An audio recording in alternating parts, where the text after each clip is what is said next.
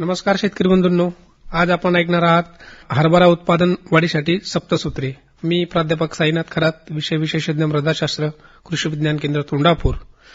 आपल्याला आज हरभरा उत्पादन तंत्रज्ञानासाठी कोणती सप्तसूत्रे आहेत त्याबद्दल आपण आज थोडासा प्रकाश टाकूया. तर शेतकरी बंधूंनो, सर्वांना माहितीच आहे खरीप हंगामानंतर रब्बी हंगामामध्ये हरभरा किती महत्वाचं पीक आहे.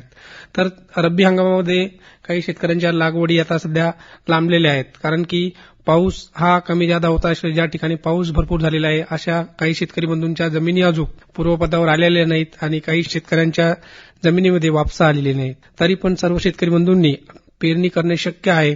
तरी पण शक्य नसेल तरी जे काही आपल्या रब्बी हंगामाची कामं आहेत ते पटापट उरकवून आपण रब्बी हंगामातील हरभरा लागवड करण्यास तातडीने उपाययोजना करायला पाहिजेत. तर सर्वप्रथम असं आहे की 7 सूत्रे सांगितलेत मी. 7 सूत्रापैकी पहिलं सूत्र हरभरा लागवडी तंत्रज्ञानामध्ये कुठलं आहे, तर सर्वात महत्वाचं जे आहे ते लागवडीसाठी लागणारी जमिनीची निवड.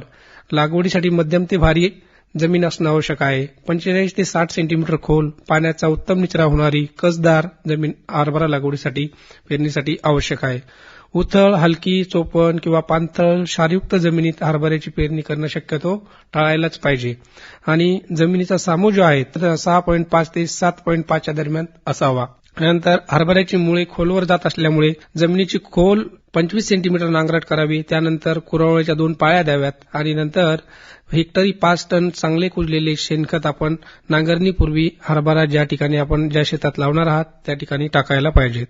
हे सर्व आपण पहिल्या सूत्रामध्ये बघितलं शेतकरी बंधूंनो. तर दुसरं सूत्र महत्वाचं म्हणजे की कुठेही जरी असलं तरी वाण निवडणं खूप गरजेचं आहे.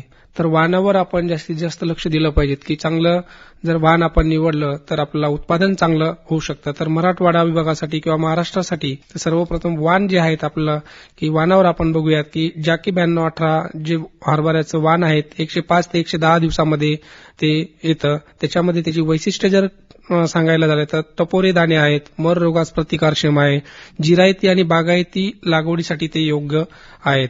त्यानंतर पीडीकेव्ही कांचन नावाचं एक वाण आहे, ते 105 ते 110 दिवसामध्ये विदर्भ विभागासाठी प्रसारित. तसेच टपोरे दाणे, मर रोगास प्रतिकारक्षम, जिरायती व बागायतीसाठी दोन्हींसाठी पण हे वाण योग्य आहेत. आणि त्यानंतर तिसरं जे वाण आहे आपलं दिग्विजय. हे दिग्विजय जे वाण आहे 100 ते 95 दिवसामध्ये महाराष्ट्रासाठी प्रसारित आणि पिवळसर टपोरे दाणे हे वाण मर रोगास प्रतिकारक्षम असून याचा उतारा जो आहे हे आपण उशिरा जरी पेरणी जरी केली तरी हे वाण येऊ शकतं. त्यानंतर फुले विक्रम जे वाण आहेत त्याच्यामध्ये त्याचे 105 ते 110 दिवसामध्ये ह्या वाणाचा कालावधी आहे. अधिक उत्पादनक्षम, जिरायती आणि बागायती व उशिरा पेरणीसाठी हे योग्य वाण आहेत. वाढीचा कल उंच असल्यामुळे यांत्रिकी पद्धतीने सोप्या प्रकारे आपण याची काढणी सुद्धा करू शकतो. किंवा म्हणजे ज्यावेळेस पीक पक्व झाल्यावर घाटे गळ सुद्धा आपण या वाणाची होत नाही. त्यानंतर एक आकाश वाण आहेत 105 ते 110 दिवसामध्ये मराठवाडा विभागासाठी प्रसारित आहेत. आवर्षण व मर रोगास प्रतिकारक्षम व मध्यम आकाराचे दाणे या वाणाचे आहेत. त्यानंतर पीकीव्ही 2 100 ते 102 दिवसामध्ये हे वाण येतं. याच्यामध्ये अधिक टपोरे दाणे, मर रोगास प्रतिकारक्षम आणि उत्तम दर मिळतो. अशा प्रकारे शेतकरी बांधवांनी आपले हरभरा लागवडीसाठी वाणाची निवड करणं खूप गरजेचं आहे. तर यानंतर आपली जी तिसरं जे सूत्र आहे तर त्याच्यामध्ये पेरणीची पद्धत आणि योग्य वेळ हे महत्वाचं ठरत आहे. कुठलीही पेरणी म्हणजे हरभरा पेरणी करत असताना जिरायती पेरणी, बियाणे 10 सेंटीमीटर खोलीवर पेरावे. त्यानंतर बागायती पेरणी जी आहेत बियाणे 5 सेंटीमीटर खोलीवर पेरणे आवश्यक आहे. पेरणी करतेवेळी 2 ओळीतील अंतर 30 सेंटीमीटर आणि 2 रोपातील अंतर 10 सेंटीमीटर ठेवावे. त्यानंतर काबुली हरभऱ्याची पेरणी करायची झाल्यास 2 ओळीतील अंतर 45 सेंटीमीटर आणि 2 रोपातील अंतर 10 सेंटीमीटर ठेवावेत. यानंतर पेरणी पांभरेनी किंवा तिफणीनी करणं आवश्यक आहे. बियाण्याचे प्रमाण मध्यम टपोरे, अधिक टपोरे, दाण्याच्या वाणाची अनुक्रमे सरासरी 65 ते 70 किलो, 100 ते 125 किलो, 125 ते 100 किलो प्रति हेक्टरी हे बियाणे वापरणं गरजेचं आहे.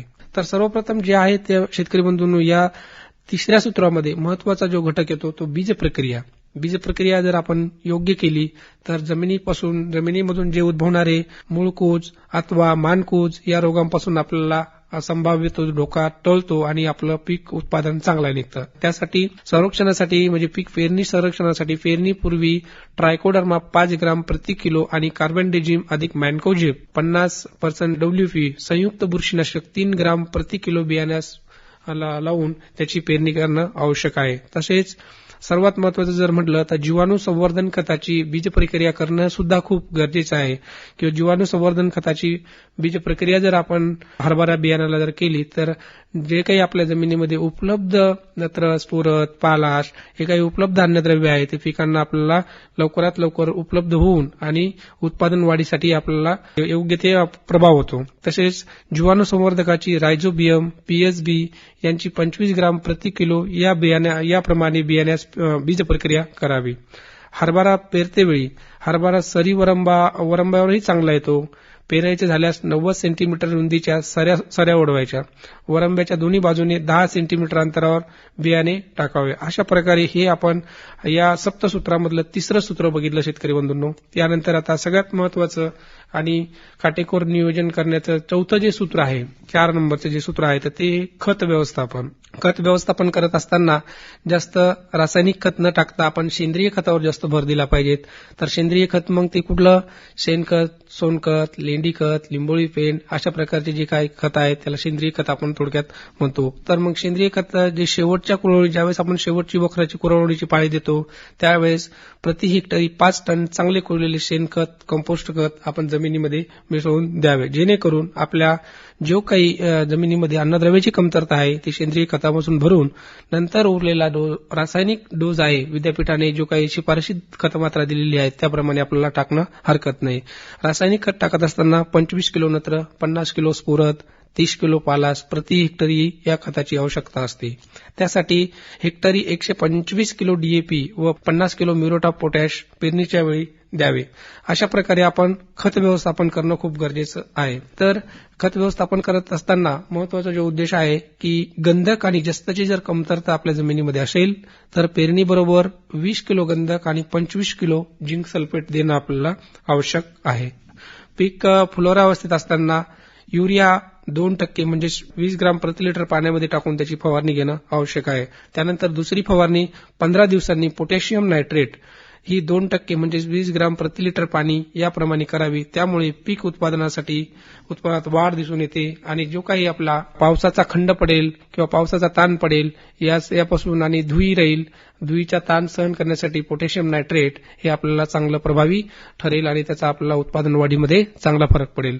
यानंतर आपण बघूयात की 5 नंबरचं सूत्र जे आहेत की 5 नंबरमध्ये आपण काय करायला पाहिजे. तर सर्व करत असताना तण व्यवस्थापन हे महत्वाचा मुद्दा आपण हरभरा पिकामध्ये किंवा इतर कुठल्याही पिकामध्ये तण व्यवस्थापन हा खूप महत्वाचा मुद्दा मानला जातो. पेरणीनंतर जोमदार वाढीसाठी पीक 30 ते 35 दिवसात तणमुक्त ठेवायचं. तणमुक्त ठेवायचं म्हणजे काय करायचं, त्यात खुरपणी करणे किंवा शक्य न झाल्यास आपण पेरणीनंतर त्वरित किंवा परंतु पीक उगवणीपूर्वी पेंडामिथिलिन नावाचं एक तणनाशक आहे त्याची आपण 2.5 लिटर प्रति 500 लिटर पाणी या प्रमाणात घेऊन 1 हेक्टरवर जमिनीवर फवारणी करावी. पीक 20 ते 25 दिवसाचे असताना पहिली कोळपणी करावी. त्यानंतर 30 ते 35 दिवसाच्या पाळीने दुसरी फवारणी करणं गरजेचं आहे.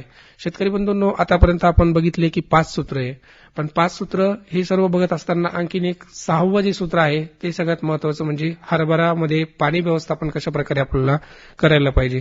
हरभरा या पिकाला मुळातच पाण्याची कमी आवश्यकता असते, पण आपल्याकडे जास्त पाणी असतं म्हणून आपण जास्त पाणी त्या हरभरा पिकाला देऊ नये. कालांतराने काय होतं की पाणी जर जास्त दिलं तर आपल्याला जे पाहिजे असं उत्पन्न असतं ते आपल्याला मिळत नाही. म्हणून आपण पाण्याचं नियोजन काटेकोरपणे करणं हे खूप महत्वाचं या ठिकाणी ठरेल. पाणी व्यवस्थापन करत असताना काही महत्वाच्या अवस्था आहेत हरभरा पिकाच्या, त्या 3 अवस्था आहेत. तर 3 अवस्थामध्ये आपण पाणी देणं गरजेचं आहे. तर पहिली अवस्था जी आहे की वाढीच्या अवस्थेत बागायती जे वाण असेल, बागायती जी हरभरा पेरणी केलेली असेल तर वाढीच्या अवस्थेत 20 ते 25 दिवसाचं जर आपलं पीक असेल तर त्यावेळेस एक पाणी द्यायचं. त्यानंतर दुसरं जे पाणी आहे फुलोरा अवस्थेत असताना हरभरा त्यावेळेस 45 ते 50 दिवसांनी एक पाणी आपल्याला द्यायचं. फुलोरा अवस्थेत नंतर दुसरं पाणी जे आहे 30 ते 35 दिवसांनी द्यायचं आणि तिसरं जे पाणी आहे 35 ते 45 दिवसांनी आपल्याला ते पाणी द्यायचं. आणि शेवटचं जी अवस्था आहे ती घाटे भरताना, जेणेकरून आपले ज्या वेळेस दाणे पक्व होतात, घाटे भरतात, अशा वेळेस आपल्याला 65 ते 70 दिवसांनी एक पाणी द्यायचं. त्यानंतर 55 ते 60 दिवसांनी पाणी द्यायचं. हे 2 पाणी देत असताना आपल्याला हरभरा उत्पादन एवढेच पाणी आपण हरभरा उत्पादन यामध्ये द्यायला पाहिजे. अनावश्यक पाणी हरभऱ्याला देऊ नये. हरभऱ्याला जास्त पाणी दिलं तर उत्पादनात घट येण्याची शक्यता असते. त्यानंतर आता सर्वात महत्वाचा जो घटक आहे की पीक संरक्षण. आपलं शेवटचं सूत्र जे आहे की पीक संरक्षण. हरभरा पिकामध्ये पीक संरक्षण कशा प्रकारे आपण करायला पाहिजे. तर हरभऱ्यामध्ये महत्वाची जी कीड आहे, महत्वाचे जे काही पीक संरक्षण मधला घटक आहे घाटे अळी नियंत्रण. घाटे अळीचं नियंत्रण जर आपल्याला योग्य प्रकारे झालं तर हरभरा पिकामध्ये चांगलं उत्पादन घेण्यासाठी आपल्याला निश्चितच फायदा होतो. यासाठी घाटे अळीचं नियंत्रण कशा प्रकारे करायचं ते आपण या 7व्या सूत्रामध्ये बघूयात. या अळीचा विविध सुप्तावस्था असतात. नष्ट करण्यासाठी खोल नांगरट करणे आवश्यक असते. त्यानंतर टी आकाराचे जे काही पक्षी थांबे असतात ते हेक्टरी 50 ते 60 आपण लावायला हरकत नाही. जर पक्षी थांबे आपल्याला भेटत नसेल तर आपण ते घरच्या घरी स्वतः टी आकाराचे बांबूच्या काडीचे टी आकाराचे पक्षी थांबे तयार करून आपल्या शेतामध्ये लावणं गरजेचं आहे. जेणेकरून आपल्याला जे काही घाट्याळीपासून होणारा प्रादुर्भाव आहे, घाट्याळीचा प्रादुर्भाव आहे तो रोखता येईल. यानंतर पीक फुलोरा येत असताना निंबोळी अर्काची 5% निंबोळी अर्काची फवारणी करणं गरजेचं आहे. निंबोळी अर्क जर आपल्याला भेटत नसेल तर आजारी डिक्टिन नावाचं 1000 पीपीएमचं 2 ते 3 मिली प्रति लिटर पाण्यामध्ये पाणी घेऊन याप्रमाणे फवारणी करावी. जेणेकरून आपल्या ज्या घाटे अळीचं नियंत्रण करणं आपल्याला शक्य होईल. घाटे अळी लहान अवस्थेत असताना HNPV 500L विषाणूची प्रति 1 लिटर पाण्यामध्ये टाकून फवारणी करावी. हे जैविक नियंत्रण आहे. यानंतर आपण रासायनिक नियंत्रण बघू की रासायनिक नियंत्रणानुसार आपले घाटे अळीचं कशा प्रकारे आपण नियंत्रण करू शकतो. रासायनिक नियंत्रणामध्ये इमामेक्टिन बेंझोएट 5% EC 4.4 ग्राम अथवा फ्लोंडामाइन आणि 39 EC आणि क्लोरॅन्ट्रिपोल हे जे आहेत हे 2.5 मिली प्रति 10 लिटर पाण्यामध्ये टाकून याप्रमाणे आपण फवारणी जर घेतली तर नक्कीच आपलं हरभरा उत्पादनामध्ये घाटे अळीपासून होणारं नियंत्रण हे कमी होईल. आपल्याला उत्पादनात वाढ 100% होईल.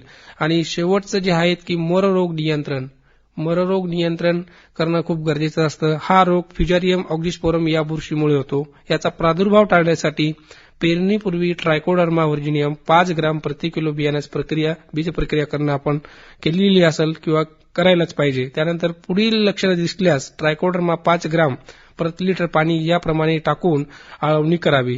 लागवडीसाठी योग्य प्रतिकारक्षम वाहनाची आपण निवड करावी. अशा प्रकारे आज आपण हरभरा उत्पादन वाढीसाठी सप्तसूत्रे जी आहेत याच्यावर आज थोडासा प्रकाश टाकला. यानंतर सर्वांना कोणाला जर याची अचूक माहिती आवश्यकता असेल की काय करायला पाहिजे त्यासाठी आमच्या कृषी विज्ञान केंद्राशी आवर्जून संपर्क साधावा. धन्यवाद.